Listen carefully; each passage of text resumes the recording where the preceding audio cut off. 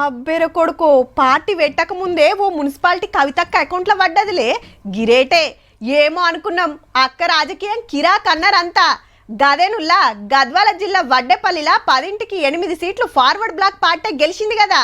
గాళ్ళు మా వోళ్ళే ఆళ్ళు మేము కలిసిపోయినామన్నది. అయితే గెలిచినోళ్ళు అటెన్క సీఎం సార్ను కలిసిండ్రు. మా పార్టీ అని చైర్మన్ అయినరు. నీ ఆళ్ళ నీళ్ళని బతిమలాడుడైంది అనుకుందేమో గిట్ల ఫిక్స్ అయిందిగా. ఎండాకాలంలో కొత్త పార్టీ జెండా ఎగిరేసుడు పక్కనట కవితక్క. మే నెలలో సురువు చేస్తాం, దానికి ముందే ఎంపీటీసీ జెడ్పీటీసీ ఎలక్షన్లు వస్తే నిలబడతాం, జిహెచ్ఎంసీలో కూడా పోటీ చేస్తాము అన్నది. ఏహేం మీరు చూస్తుండ్రి, వచ్చే అసెంబ్లీ ఎలక్షన్ లో పవర్ గ్యారంటీగా మాదే అంటున్నది.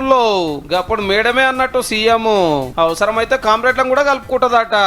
ఇంతకు మీరు ఏడ పోటీ చేస్తారక్క అని అడిగితే ఇంకేడా సీదా సిద్దిపేటనే అంటుంది. అంటే హరీష్ రావు సార్ మీద ఈడ లెక్కలు కుదరకుంటే బోధన నిలబడుతుందట ఎమ్మెల్యేగా. తెలంగాణ వచ్చి 10 ఏళ్లుగా వస్తున్నా ఉద్యమకారులకు న్యాయం జరగలేదు, ఎవరికేం రాలేదని బీఆర్ఎస్ ఎల్వన్ని ఎట్టించింది మళ్ళొక పారి. వారు కేటీఆర్ గారు కేటగరైజేషన్ చేస్తే కేటగరైజేషన్ జరగదు కదా. మరి ఉద్యమ ద్రోహులు ఎవరన్నది ప్రజలు నిర్ణయిస్తారు ఫ్యూచర్ లో. ఎందుకంటే ఉద్యమానికి ద్రోహం చేసేటటువంటి వ్యక్తులందరినీ పక్కన పెట్టుకొని మాట్లాడుతున్నది ఎవరు, ఉద్యమకారులతో పాటు ప్రయాణం చేస్తున్నది ఎవరని. ఆర్టీసీ కార్మికులకు కాంగ్రెస్ పార్టీ ఇచ్చిన హామీలు తీర్చాలని డిమాండ్ చేసింది.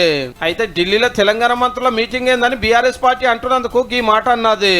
అంటే అప్పుడు కేబినెట్ ఎర్రవల్లికి పోయేది, ఇప్పుడు ఢిల్లీకి పోతుంది, అంతే, పెద్ద తేడా ఏం లేదు. మరి పార్టీకి ఏం పేరు పెడుతుందో, జెండాకి ఏం రంగు ఉంటుందో గానీ ఎవరు ఏమన్నా కవితక్క మాత్రం అస్సలు తగ్గుతలేదు పో.